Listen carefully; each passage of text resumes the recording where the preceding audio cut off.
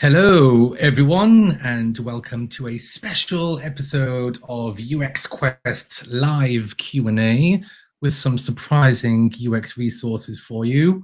Really glad you could join us today. We're in this period of time with an unprecedented demand for mentorship and guidance and career advice around UX, but there aren't enough mentors.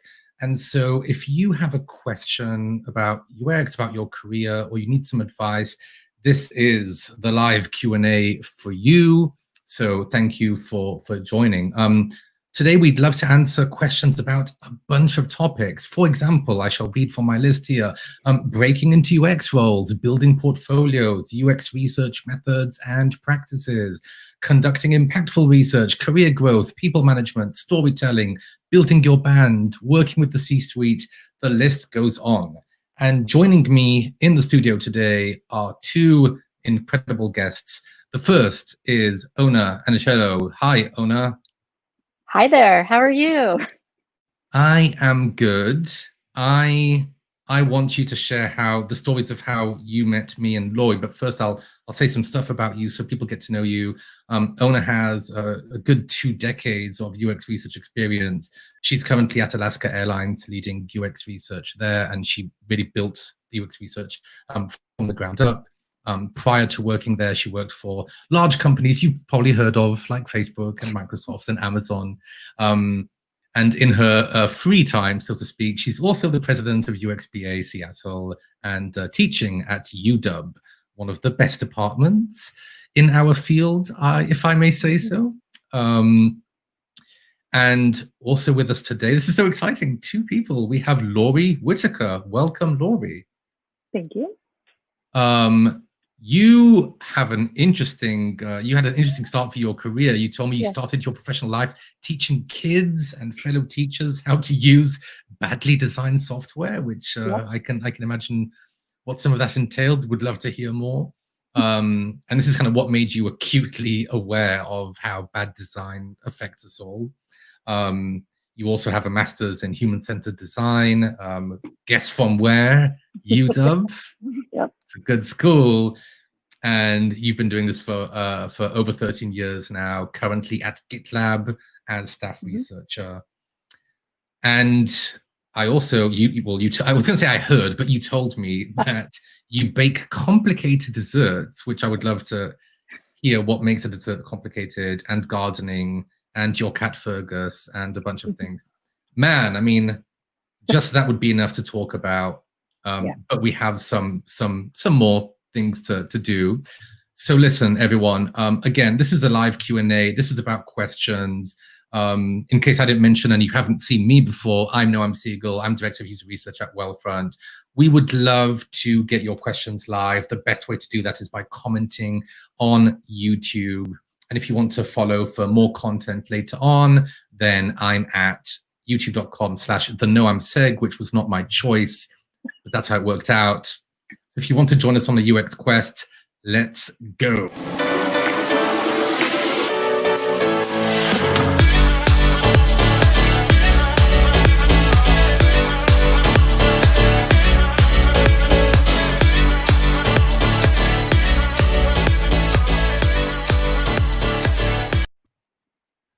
Okay, I don't even know why I did that. I'm just playing with stuff, whatever. I hope that music was uplifting to everyone, so we can get in the mood.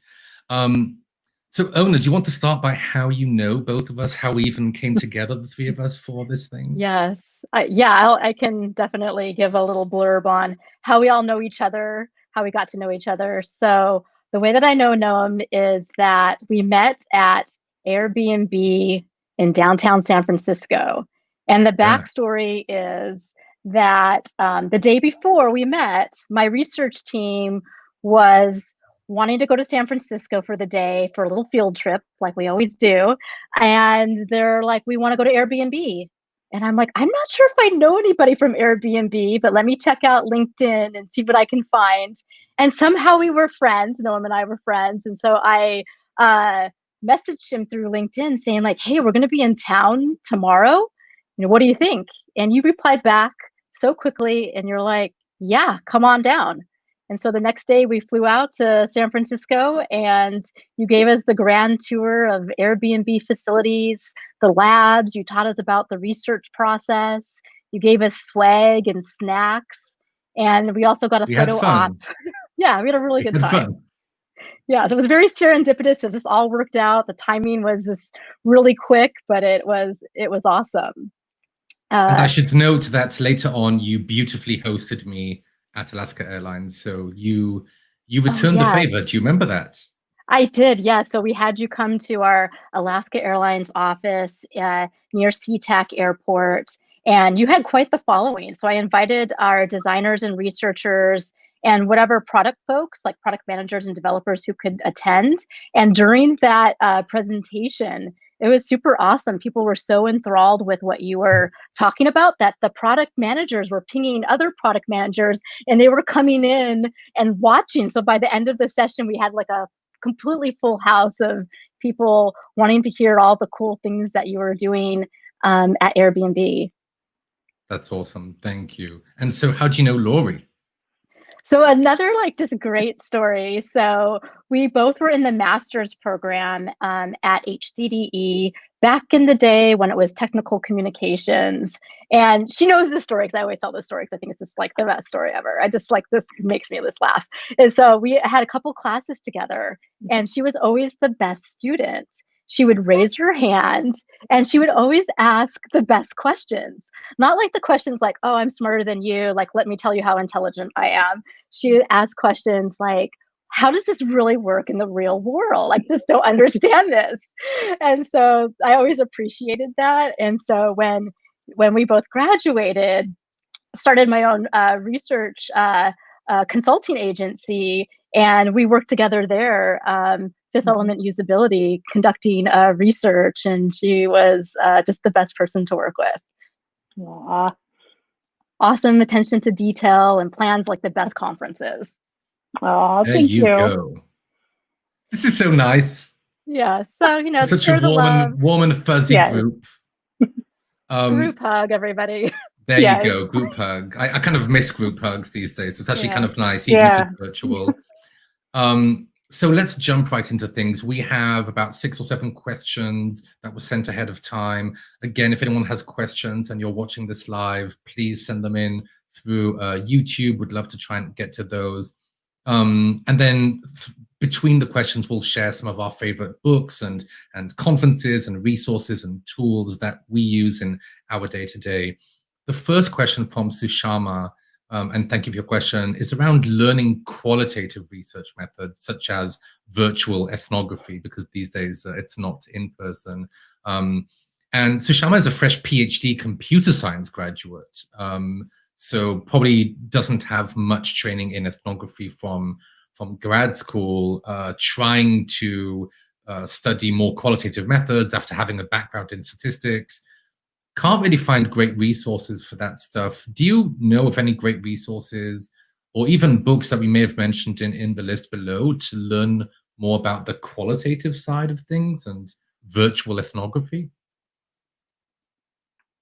Yeah, I mean, the first thing that comes to mind with virtual ethnography is DScout. So the tool DScout, using, you know, as an online kind of like diary study where you can track people's behaviors in the moment. And that's been a really useful tool that I've used several different times to kind of help me gather artifacts that people are using, like at the airport, for instance. So this is a day of travel experience. And so having them have different points along the day of travel experience where they're taking pictures and writing down journal entries about what it is that they're experiencing at the airport, from the time that they enter the airport to checking in and getting their boarding pass, to going through TSA, always our favorite, and then getting to the gate and kind of what that looks like, and measuring the emotional experience through there, what types of tools that they might be using, that sort of thing. And so that's kind of the first thing that comes to my mind when I think of online ethnography. But I do know that there's other resources out there if you wanted to use, like usertesting.com is one that we've been playing around with lately around collecting artifacts through their system as well. Yeah. Yeah, I've used Dscout when I was at Capital One. So talk about a journey. Car buying. Tell us when you go to the car dealership and fill out all this stuff. So we structured it where we had a survey for them to fill out to gauge their emotional state. And then hopefully they got to do a video or a picture, but a lot of the dealerships wouldn't let them take anything while they were inside. And so we had to deal with it later. So one of the things is you can actually sign up to be a participant through Dscout. So I would suggest go and sign up to be a participant. See it from that perspective. And while you're trying to figure out a way, like a time that's right for you to use it as a tool as a researcher, there's nothing wrong for you to be a participant. I do focus groups all the time just because I'm always fascinated by seeing like how other people are going to run this focus group and what questions they're going to ask.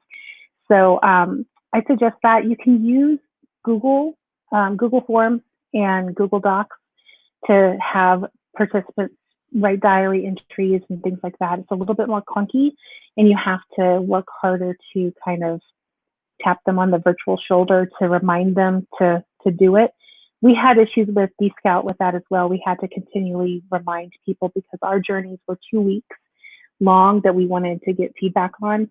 We had to continually ask them, please don't forget, did you go to the dealership? What happened? Let us know. But it is a really, really good tool for that. It aggregates the data very well. You do have to spend a lot of time on the back end analyzing qualitative data when you get it. So it's a little bit different than statistical data because there's lots of, like I call it pink fuzzies. You have to look through and look for trends and things like that. Yeah. I would add that, so I'm a fan of Indy Young and I read a while back Practical Empathy. By the way, Indy, if you ever listen to this, come on YouTube, yeah. come chat. But I read Practical Empathy. I'm a big fan of that book as a resource. I think it really helps you refocus your energy on people and understanding people, understanding perspectives, and the patterns you see when you conduct virtual ethnography. So I use Dscout as well. It's a wonderful tool, and I recommend it too.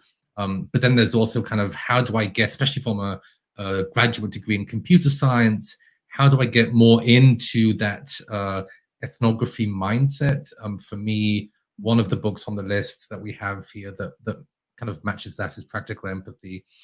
And also, I'm noticing a question here about repeating the name of the virtual ethno tool. So that would be Dscout, I think. Mm-hmm. But in general, if you're watching this, we are going to link to the doc with all of the resources that we're talking about today. So no reason to take notes or be too worried if you miss out on anything. We'll share everything afterwards. So it's going to be linked in the YouTube description when it comes out tomorrow. We have a live question here from Vishal, which I want to get to, especially given the times we are in. Vishal is asking, as UX researchers, what social responsibility do you feel we carry? Behind the term user, there are real human beings, and I believe we're uniquely positioned to be a voice for them. Mm-hmm. And yeah, I mean, I'm not even sure how to find the words. I think we are in an incredibly tragic time, although we probably have been for decades at this point. Nothing new, unfortunately. And we are on a day where we not only have a global pandemic still raging, but riots and other things around the country following the death of several Black individuals. It's just very, very tragic. And you can't help but wonder what our responsibility is as researchers, as mentors. One thing I wanted to share, so I'll take the opportunity now, is the list of resources we have here includes a portion about, we called it allyship. I called it allyship. There are several, I think, ways to educate yourself. One is through books. I recommend, and this is following recommendations from that were given to me, how to be anti-racist. So you want to talk about race. White Fragility, and Between the World and Me. 3 of those books I've read. One, Between the World and Me, I'm reading right now. I think we all have to do better at a time like this and educate ourselves and be better allies. And I have a long way to go. Do you have any thoughts as researchers and mentors about what we can do to be better? I try not to use the word user because they're yes, they use things, but it's got such a negative connotation. So I try to be conscious to always use the word participant, especially if I'm talking about people who I have talked with. There's a double-edged sword because you're not really supposed to use their name or use any identifying information because you want to be protective of that as well. But I try to use the information that I can extend to my product partners and my design partners to let them know who it is I did talk with. And I talked with them. I didn't talk at them. They didn't talk at me. We had a conversation about something. Even if it was a usability test, you're still having a conversation about something. And I try to humanize those interactions. And I also try to pull them into those sessions as much as I possibly can. I have a global team that I work with at Gitlab, so sometimes you're asleep in Amsterdam, and that's okay. But I try to pull them in as much as I can because the more they're exposed to people, the less they think of them in the abstract way, and the less the term user comes up, the less the persona name comes up. It's more, oh, you remember that guy who had that problem, and this is what his problem was. We really need to solve for that. And it really, really humanizes things. Yeah. Yeah, and to kind of dovetail on that, at Alaska Airlines, we don't call our guests our users we call it participants, we call them guests. And so the reason why we do that is it's the idea of hospitality. When you invite someone into your home, they're your guest. You usually, ask them if they want something to drink to start off with. You really want to make them feel comfortable, and that sort of thing. And I think as much as we can to humanize and recognize that, we're all individuals, we all have emotions, and we all come from different backgrounds and different reasons for why, for instance, we're flying, for instance, right? You may be flying for enjoyment. You may be flying because of a death in your family. There might be a variety of different reasons for why it is that you're getting on that airplane. Some people might be flying for the very first time. Some people have a very strong fear or aversion to flying. And we even have some folks, who have different types of disabilities and whether it's physical or cognitive. And, we're really empathetic to that and try to create programs to help individuals know that, when, they purchase a ticket with Alaska, they can also come in and, look at an airplane or sit down on a seat prior to their actual flight to make sure that they feel comfortable with it. And so I think like for us as user researchers, what can we do to help the experience of our users, not just through the research that we do, but also in how we talk about them to our teams, like our product teams, but also to our leaders within a company as well. And how do we think about outside the box? It's not just about the research, it's about the entire experience, and how do we play in that space as well? Yeah. I'll just add honestly, because it really is hard to find the words in difficult times like this.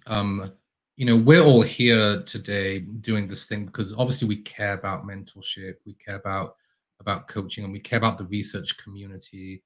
And we've been fortunate to be around for a while and work for great companies. We'd be honored to speak to you, to help you in whatever way you need.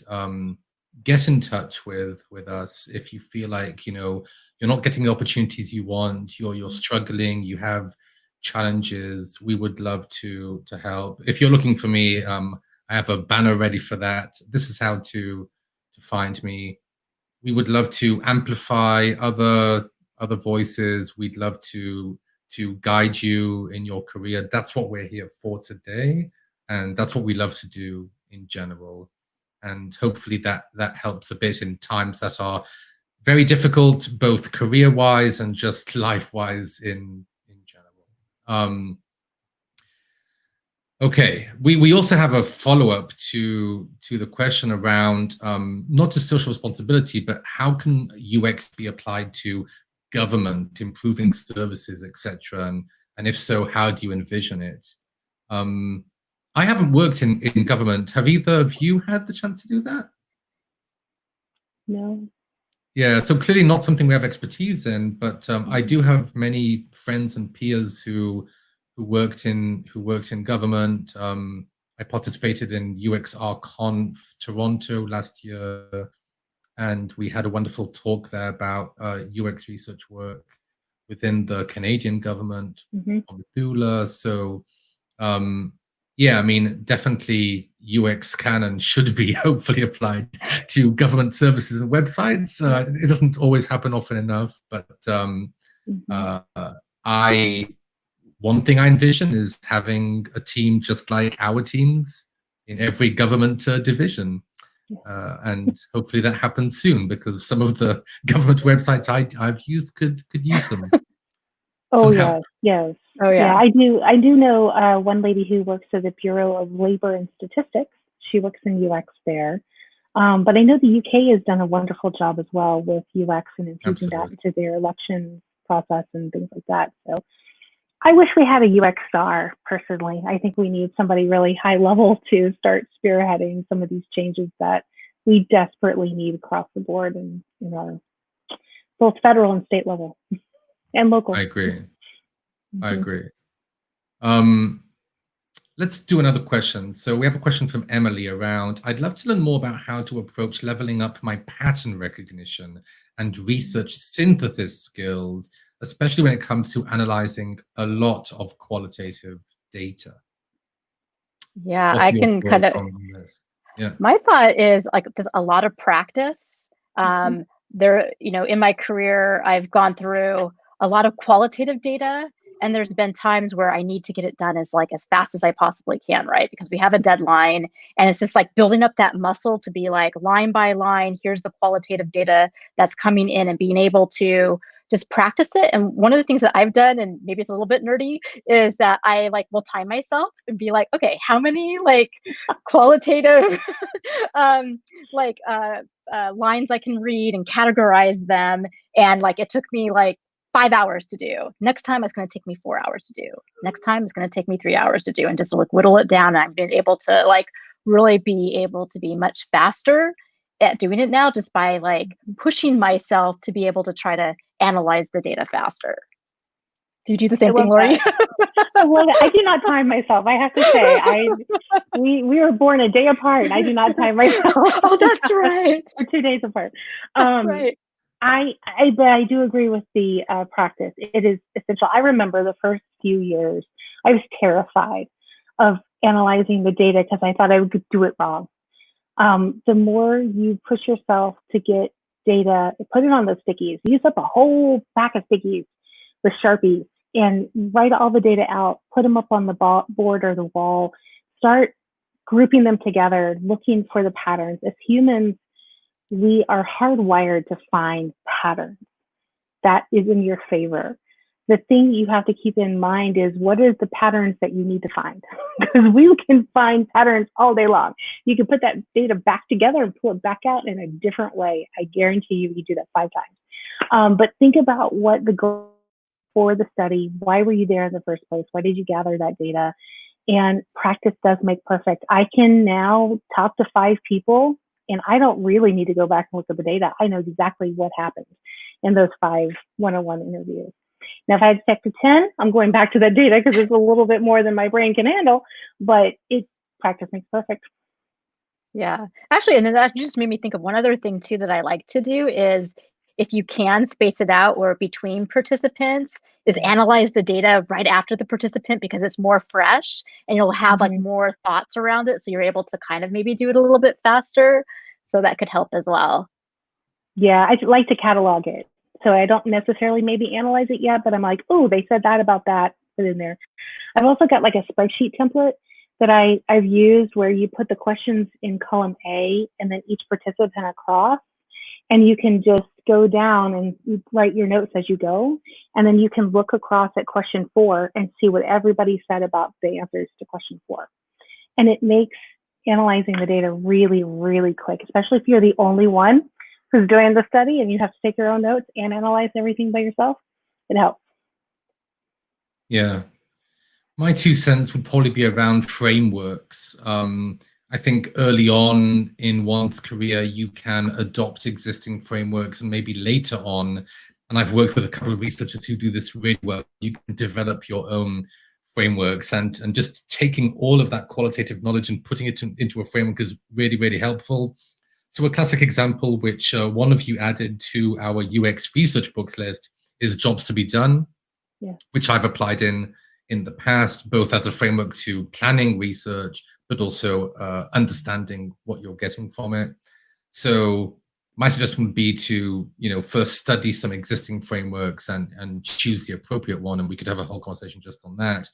And later on, as you level up your skills and become more senior researcher, being able to develop frameworks is an incredibly powerful skill, which, to be honest, I'm not sure exactly, how you gain that skill, but for me, it was mostly through mentorship and watching others do it.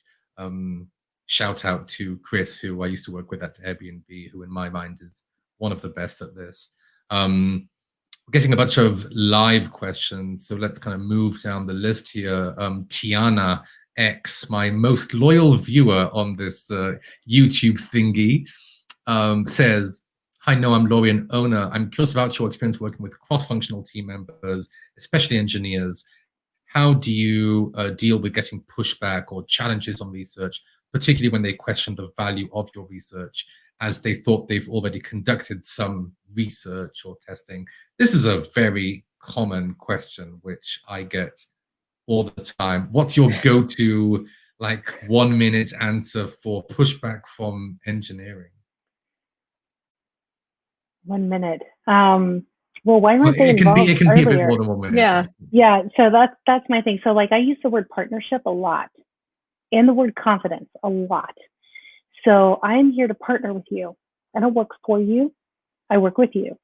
Why isn't engineering involved? Why didn't I ask my product manager, where are the engineering folks?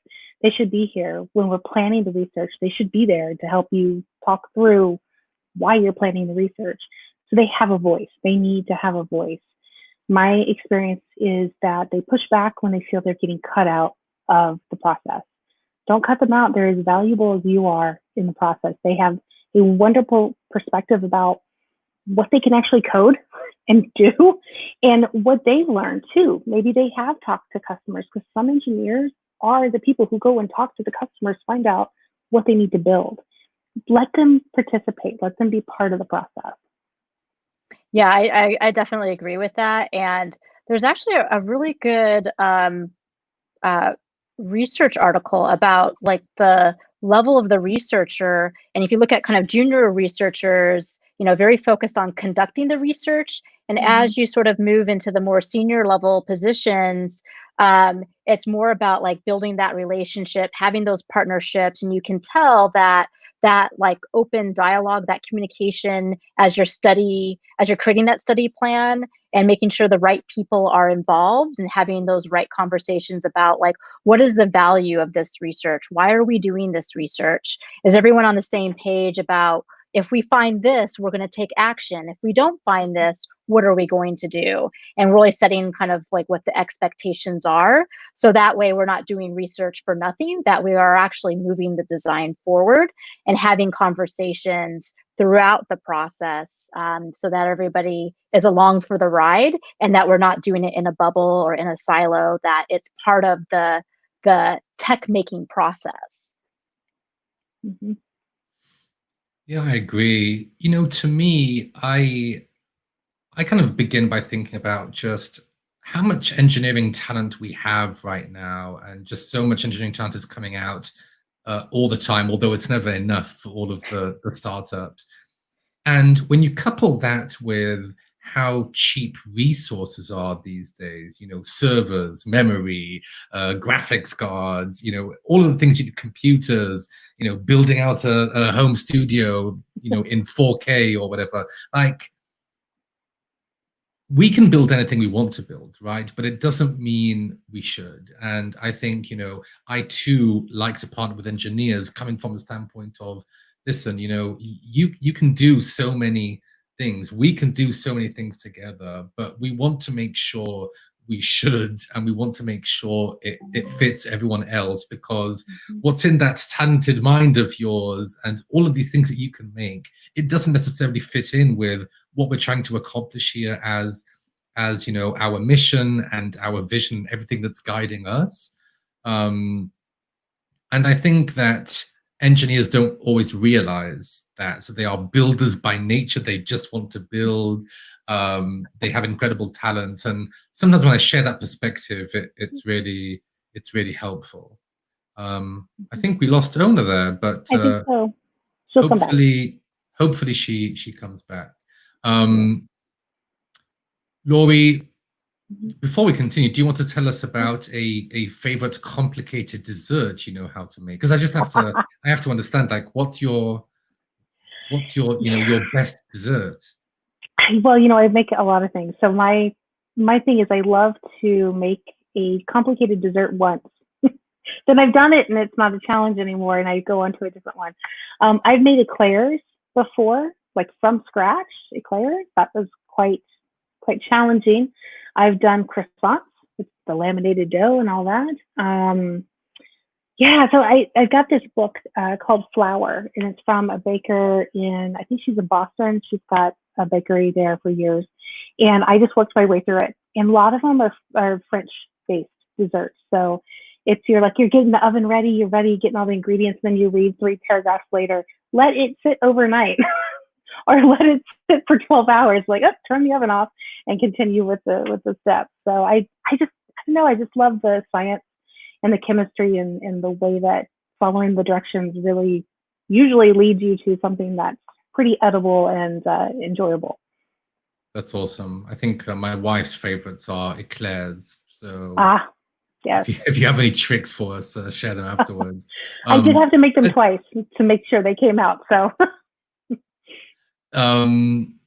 let's get back to some more questions here. So we had a question around, if you could visualize research that you think is successful, what parameters did you think of to gauge that success, or how is success measured for UX research in industry? And we have a question here from Harish as well, live, around in what ways can one show the benefit of qualitative research to stakeholders? And I think those two things are somewhat related. So they are. Is Ona coming back? Hold on. Oh, good. Welcome back. Yay. Hi, can you guys hear me okay? Yeah. Yeah. All right, great. So we're just talking about, we had a question come in earlier and now another question come in live, both around the benefit of qualitative research and how do you measure or how do you gauge the success of UX research? This is something that I've thought about for a while. So, and yeah, I'm curious to hear how it works in your organizations. What is a successful research project? How do you measure the efficacy of the teams you're part of or lead? Yeah, absolutely. I mean, I can kind of touch on that because I think each research project is different in terms of the value that it can serve. Sometimes kind of earlier on in like the product development cycle, the research that you might be doing is going to be more directional in nature. And so the outcome is going to be slightly different in terms of what you're going to be, talking about in terms of the insights. And then as sort of the design sort of, kicks off and you start to go into this kind of more like evaluative phase, then it's more about, sort of validating the design. And so, that's a different kind of a value that you're bringing to the team. And I think having a really good discussion with the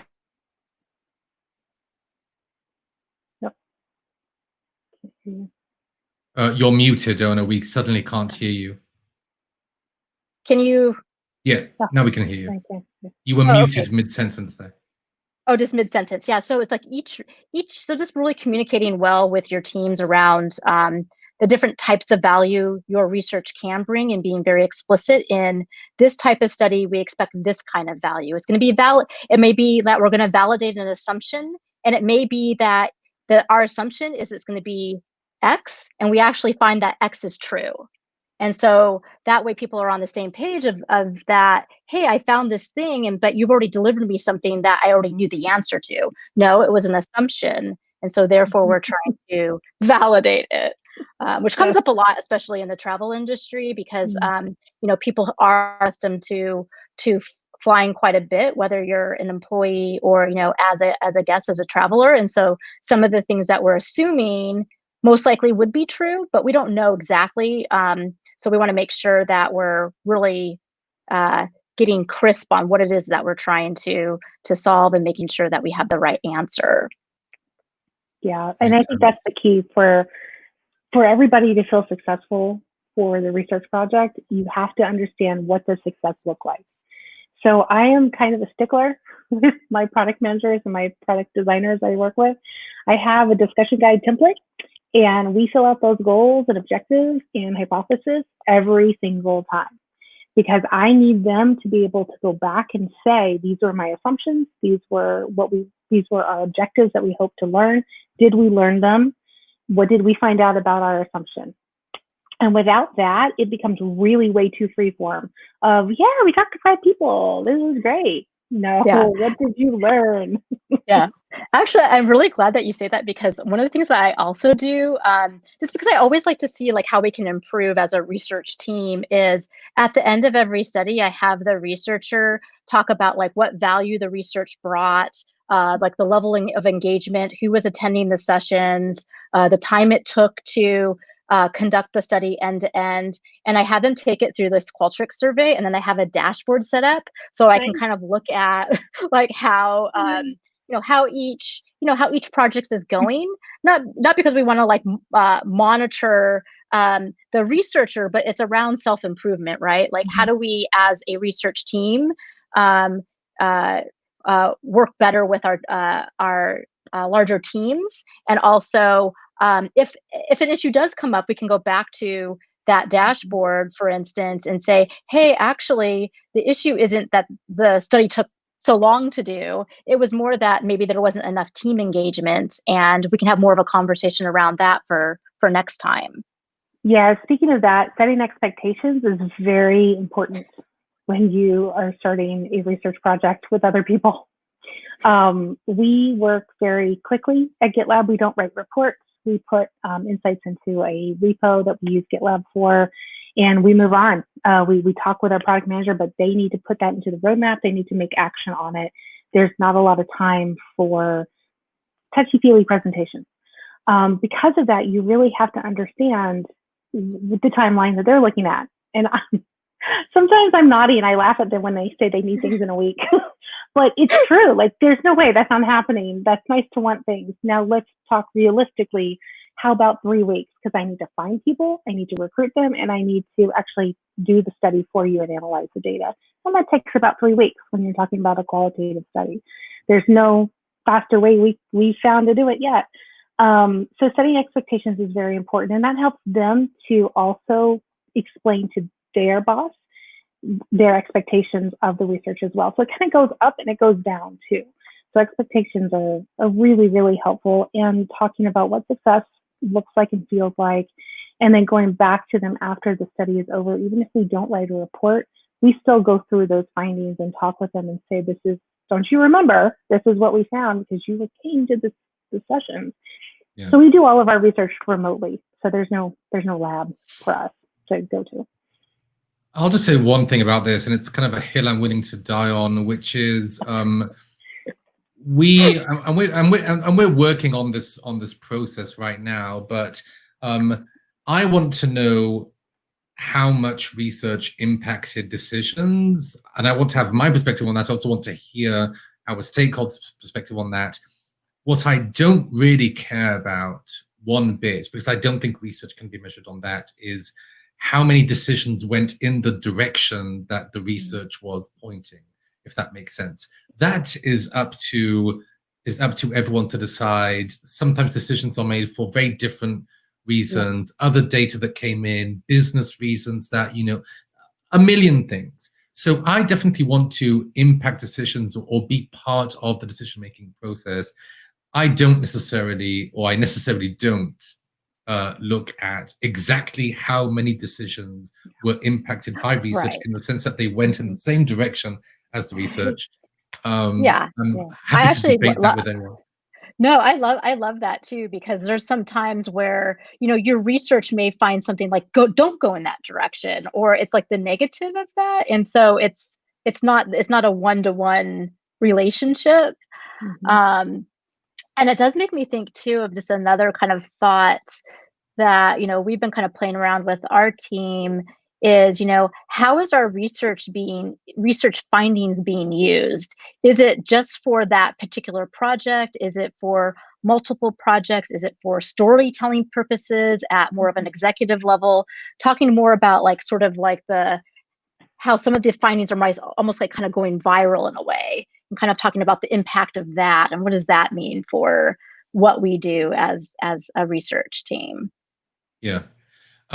We have a bunch of questions and I want to make sure we get to most of them, but let's do just a lightning round here of a couple of your favorite resources. We've gotten into some of them just throughout the questions, but a couple of your favorite resources or buckets of resources that you want to talk about, so we get the chance. Let's start with you, Lorie. What's your favorite resource or book that you really want to talk about for a second here? It's a tough call between the Jobs to Be Done playbook and Card Sorting by Donna Spencer. Card sorting, if you've never done card sorting before, you have no idea, but you'd like to learn, get the book. It's available on ebook, Kindle or whatever. I don't think they print it anymore, which is a shame.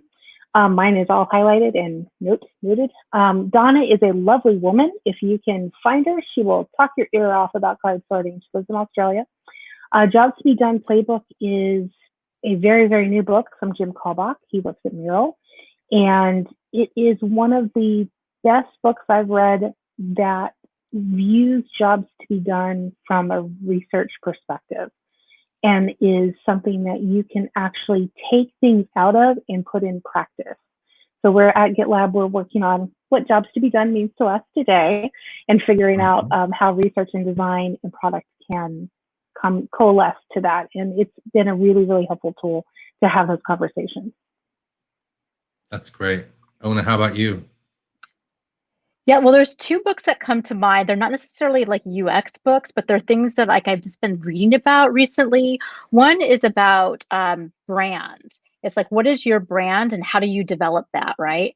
And I think that's really important, especially for those folks who are looking for jobs, to develop, you know, what are your values? How do you want to show up? How do you want to come across? And what do you want in your job, right? And having that very distinct brand can help you align what it is that you're looking for and help people kind of help you along the way. And so the one business book is called The Power of Presence.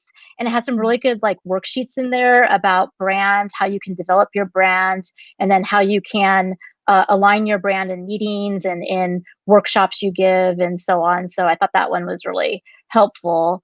And then another one that I've recently read, I'm part of this Women in Tech group at Alaska Airlines, and they had recommended it, and it's called Brotopia, and I think it's by Emily Chang. And it's a really great book, just like talking about the history of Silicon Valley and like the cultural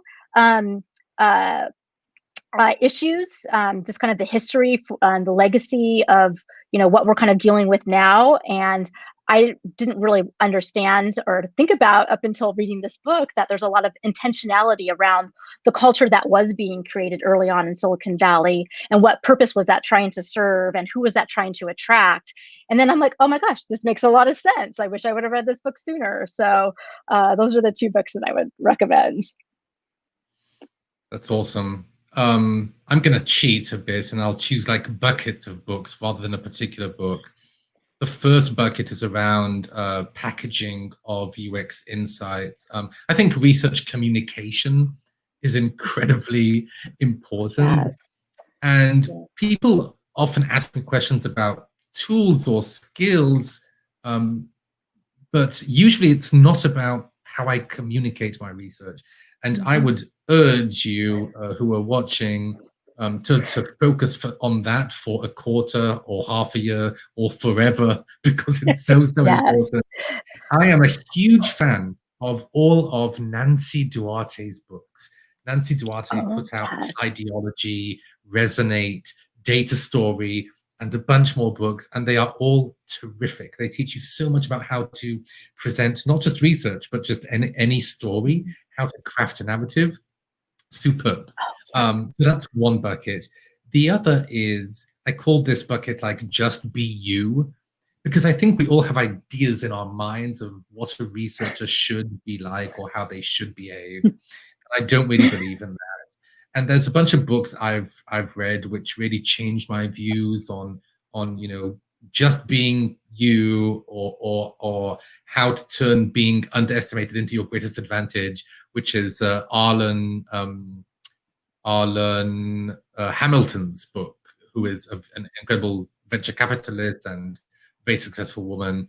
The other books are Quiet, about the power of introversion. I am about as far as you can be from introversion. I think many people believe you need to be an extrovert to be a researcher. That is not the case at all. And Quiet opened my eyes to the power of introversion.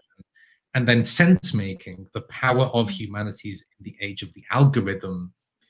Because we are in this age where AI and machine learning is what it's all about. And I think there's an incredible power in the humanities, the social sciences, that is maybe a little underappreciated. So just be you, enjoy those books, and whoever you are, I'm sure you can find a book for you.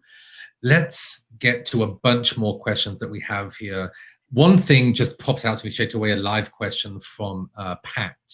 What's something that you wished you learned earlier in your UX career?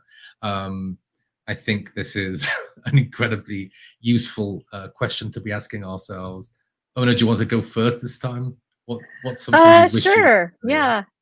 I think it has to do with maybe that communication and packaging piece that you were kind of touching on, like the value or the importance of that. So actually, I was giving a talk with Lorie about this a few months ago when I was in Dallas, and I kind of just like talk about like, people think research is kind of boring. Like I don't really want to be that engaged in it, And so you talk about like, well, how do you make it really kind of like approachable and interesting to folks, and I wish I would have known to like make my reports more interactive or to package them like in a cool way, like through some type of like mini museum or like immersive experience. And so I think that can go, further than just, a report that, like, oh, everyone's going to love this report. They're going to read every line of it, and they're going to see that we're going to change the world because we did this research. And in reality, that is not going to happen. You really need to be more proactive and talk about why your research is important and what pieces of it can be taken or should be taken. And I think that communication piece and the packaging piece of it can really help. Yeah, for sure. Yeah. And mine's similar. I went into UX because I wanted to make the world a better place. I wanted to stop making crappy things. After teaching a lot of kids how to use badly designed software, I wish I would have known earlier that it's really all about making money. We're here to make money. We're here to make a product better so somebody will buy our product over somebody else's product. And that's just the way of it. Bonus points if you can make people feel better about using that product through research. But that coupled with how to present the findings to match or to at least speak to the business needs. Because I was presenting like, here's what we learned. This is horrible. Please fix this for people. They are suffering. You have to tie it back to the business goals and the product goals. And if you can't do that, they won't really understand how to take your research and apply it to their roadmap or their internal needs that they have. My career started out in a usability sciences. We were a usability agency. So I had 3-week engagements with people. That was it. I didn't really understand what their business models were. Nobody let me get into that product meeting. So I wish I would have learned that a lot faster. And I think it would have been more impactful for my reports and my conversations with stakeholders. Yeah, I'll go with something I mentioned to someone today in a phone call, which is about having a framework, talk about frameworks earlier, for how you think about your career and be intentional about it. So, you know, right now it's a bit tough, I must say, in the job market for people who are on the job market. But in general, we are privileged to have various opportunities, and UX research is a growing field, and research ops and other UX roles. But I think we all need to have a clear framework around how you choose that next path. I know I have mine, and we don't have time to like dive into them. But I do somewhat disagree, Lorie, with you know, the point around, you know, making money, because obviously it's true, and I think it's incredibly important as a researcher to be in touch with the business needs and the business goals. Still, part of my framework, and I imagine you'd agree with this, is looking at the mission that companies are up to and understanding the impact of what that company is putting out on the world. And I do try to choose companies where, you know, I'm proud of what they're up to, and I connect with that mission. So develop that framework. Don't be all bottom up with your career and just kind of randomly roaming LinkedIn and other websites. Think about the logic and the rationale behind your career. It's a great investment in your future, and it'll make a huge difference. And I do want to just emphasize too, that like knowing your values and seeing if the company that you're working for, that you want to work for, aligns to those values. I've been in companies where it didn't, but I really wanted to work there. It sounded like an awesome job, and I wasn't successful. I wasn't as great as I could have been. And when I found jobs or companies that align to who I am as a person, then I'm like, oh my gosh, this is like the most easiest, greatest, you know, experience or job. I've been able to do much more because it aligned to, you know, what my framework or what my values are. Yeah. So we're in a very strange time right now, and we have a question from Nayab around what are some of the things that we can do when it comes to evangelizing research when we're all working from home and we're apart. How do you get creative with delivering insights and evangelizing research at a time like this? Lorie, are you remote anyway, did you mention? So you've been working remotely? My whole company's remote. We have no office. Fascinating. So you must have a good trick or two when it comes to evangelizing research. You know, the trick is to get people. Yeah, the trick is to get them involved early. So it's never a surprise that you've been doing something. So I do encourage my product managers and my designers to attend the sessions. In fact, actually, I rarely do research personally right now. I've got my designers doing research and my product managers doing research. So I attend their research. But get them involved. And also we have Slack. We use Slack at work. So post on all the Slack channels that you can that are appropriate, that you have research coming up. You have research, you did research, here's where you can find the findings. Maybe here's top 3 things that you feel is very important to that product line that would translate to everybody else in the business that you can share with them through that channel. We also have bi-weekly office hours where anybody in the company can just pop in. We record it live just like this, and we talk about research, whatever questions they might have. And it just kind of helps to open up the doors of the research department for the rest of the company. And they may not even know what we do, but they can come by and chat with us and find out. I love that. Yeah, that sounds... Sorry, go ahead. Oh yeah, I was just going to say, yeah, we kind of do some similar things. And then some of the things that we've also been trying is like little like UX research, like lunch, lunch and learns, where, everyone has to take their lunch for, 30 minutes during these remote times. And if you want to like, snack on your lunch and, listen to some insights or chat with us for like kind of like Q&A type sessions, do that too. Possibility. I love that. At Wellfront, we have this principle around research and product development that we savor surprises, because when you're surprised about something you hear, that probably means something. It should probably be investigated. And surprises are delightful, just in general, in life. So my answer to evangelizing research, or anything really, is if you can generate some surprise with your stakeholders in the way you deliver the research, or the timing, or anything else, that research will probably be more memorable, appreciated, looked at and evaluated. So being able to occasionally surprise people, not in a creepy or scary way, in a fun way, don't like drop insights by their pillow in their bed or anything. I think that's a really powerful. Why did I go there? Why am I saying these words right now? That's live television for you folks. Live television, live YouTubing. Anyway, let's end that there before I embarrass myself even more. We had a few questions around tools, so I just want to again just quickly dive into. Do you have another favorite tool or two that you haven't mentioned? And maybe I'll go first this time. Wanted to mention a couple of tools, but before that, one of my favorite articles in the past year came from user interviews, the company user interviews, and they put out their favorite tools of 2020. And what I love that they did there is they basically showed how each tool covers the entire journey and needs of a researcher. And so, for a research manager or leader in a company, one way to think about things is, well, how do I minimize the number of tools, but also get the best-in-class tools and just simplify the process? So you'll be looking for tools that have the most coverage across all of the research journey.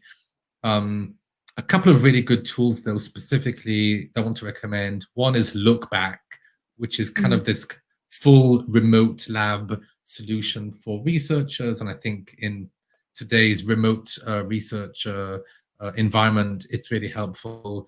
And then knowledge management is something that people are always talking about in our community. We are trying out Enjoy HQ. One of you mentioned Dovetail here, which is also great for housing research insights. Knowledge management is so important for evangelizing research, whether it's insights stored in Gitlab, it sounds like you have an interesting method there, or whether it's a dedicated tool which you can purchase outside. Yeah, so those are my choices. Any other favorite tools that have really made it easier for you and your teams to do the work? I miss usertesting.com. We don't have it at GitLab. We had it at Capital One, and it really worked because we were just talking to people who bought cars. So that's kind of general population people mostly in the US. But I miss how easy it was to use, and how you could just push a button and it would find the people for you, and they would do their thing and you got the results like the next day. You still had to go through them, but it did it all for you. It was great. We just started using Dovetail, and we stored all of our insights in our own repo at GitLab. We're moving them to Dovetail. So hopefully that it will make it easier for our product partners and designers to indicate insights and take notes and things like that, because the interface allows you to highlight and tag things, and then it kind of aggregates all those tags across to kind of show you patterns. So I'm hopeful for that.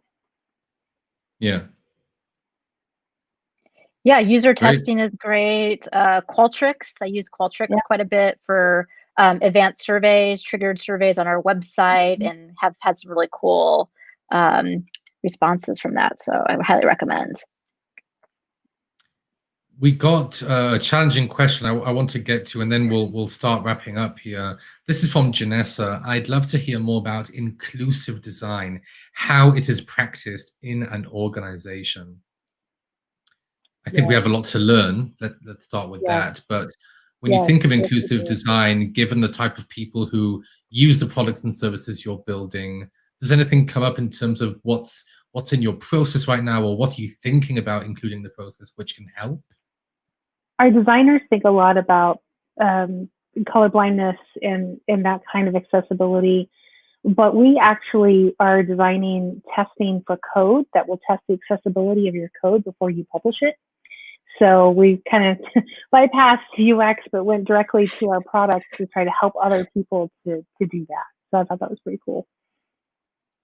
Yeah, we also have as part for Alaska, we also have as part of our definition of done, whether it's through like the complete meaning from like developer standpoint or also through our design and research, that is something, accessibility, not necessarily inclusive. We're kind of getting towards there as like a kind of our next step, but we do just in general at Alaska try to have as much inclusivity in the work that we do, just because we're dealing with such diverse populations, from visual impairments to cognitive to physical and so on. So we have to really account for that. And there's a big task force within the company at large that have panels to discuss what the issues are, and they bring in people from the public to have that, and then that trickle effect goes into the design work that we do. Not perfect, but we're getting there. Yeah. We, the people who have watched me doing these conversations before know this is a bit random, but we are essentially out of time, and I do want to respect your time. That isn't random. Before we end, I do want to talk about mentorship, which is another component of our doc here.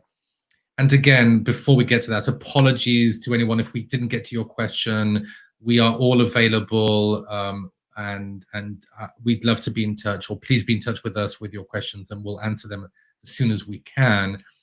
But when it comes to mentorship right now and helping people get the guidance they need, and also receiving mentorship, because we'll always be learning, what are your favorite communities? What are your favorite places to go to? Let's share a bit of that before we end. Oh yeah, absolutely. So like right now, I actually just joined UX coffee hours. It's been really a great experience for research, design, so on. So I basically post on there like office hours that I'm available to free to chat with anybody for. So it's super easy to sign up that way. Also part of UXPA, they have mentorship program as well. And then if more sort of focused on women, there's one called Hexagon. That's a really great mentorship program to join. Oh, that's Absolutely. great. Yeah, I'm a member of Tech Ladies on Facebook, and I think they have a website as well. And that's really good in terms of user research focused. The User Research Collective, which is also a Facebook group, is really good for it's like unofficial mentoring. So you can ask questions, to get feedback, to get help. So so is Tech Ladies. They're a little bit broader. They deal with all things tech and all things ladies. So yeah, those are two good ones.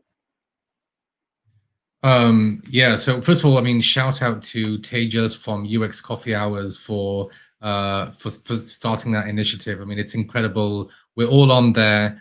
Please go to UX Coffee Hours and check it out if you're looking to be a mentor or to be a mentee.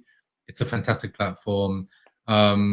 And I'll give a shout out to the UX Research Collective, which is not the User Research Collective. They are the producers of UXR Conf, a marvelous conference about UX research, which this year is happening the end of June, and it's remote. It's UXR Conf Anywhere. It's going to be incredible. I really recommend you buy a ticket and attend. There are very affordable tickets if you don't have a learning and development budget. Please come. It's going to be amazing. I am a speaker in this conference, just for the record. But honestly, it's going to be an amazing experience. Please join. And they have an incredible Slack channel and community. So definitely check that out. And also People Nerds, the People Nerds Slack community from D-Scout, which we mentioned a couple of times. It's a really great up-and-coming Slack community. Man, there's so many ways to get in touch with fellow researchers and designers. So check all that out. Again, this will all be linked in the doc tomorrow in the YouTube description. What else can I say? I think we need to start wrapping this up. Before we do, is there anything else you want to share about how to reach you, why to reach you, or anything else we haven't had the chance to talk about? Lorie, let's start with you. Feel free to email me. Just use my Gmail, first name, last name at gmail.com. I'll answer you. You can also LinkedIn me and message me through LinkedIn anytime. I'm also a co-founder of the UX Research and Strategy Group. We're based in Dallas, but we are now virtual. Thank you, COVID. So we are around the world. We've got a meeting coming up this week on the 2nd. And I'm so excited. It's got Amy J. Ross from NASA. She's worked on spacesuits for the last 20 years, and she's going to give a talk about how she takes qualitative, this is hard to use and move, qualitative data and turns it into quantitative data and works with her engineers to fix the movements and change things. So it's going to be a good time. It's free. Go to Eventbrite. You can find us, our uxresearchandstrategy.com. The event's listed there as well. And grab your ticket. Hope to see you. If not, we'll post it on YouTube as well. So if you can't make it. Amazing. Yeah, super cool. Sounds like an amazing event. Yeah, and same thing for me. Anyone who wants to reach out, feel free to send a message through my Gmail account, or LinkedIn is fine as well. Also for UXPA Seattle, we have a Facebook group. Feel free to check it out. We'll be having some more remote events coming up soon. So they're free. So please join those events as well. And also plug just for Lorie's strategy group. Always an excellent, well done event. So I'm looking forward to the spacesuit one for sure. It's gonna be awesome. Yeah, should be fun. Awesome, thank you. And listen, if you want me, you know where to find me. These are my details. There is one last UXR conversation coming up. I think it's next weekend. It's going to be a good one. I don't want to tell too many details yet. You'll hear a bit later, but it's going to be great. It's going to be contrarian. There's going to be good debate. And that will be the end of season 1, because I like to randomly declare the end of things. And hopefully there will be a season 2 around August with some exciting guests. If you want to hear all about that, then this is where my channel is, until hopefully YouTube agrees to change it to something less embarrassing. And I want to really, really thank my 2 esteemed guests today for joining. It was so much fun to have you. And I'm so glad to reconnect, Ona. I'm so glad to meet you, Lorie. So really appreciate you coming. And again, to anyone watching this now or later, we are here as mentors, and we'd love to chat about any questions you have anytime, whether it's live or on YouTube or not. Until next time, thank you so much, and have a good week. Bye for now. Bye, guys. Bye.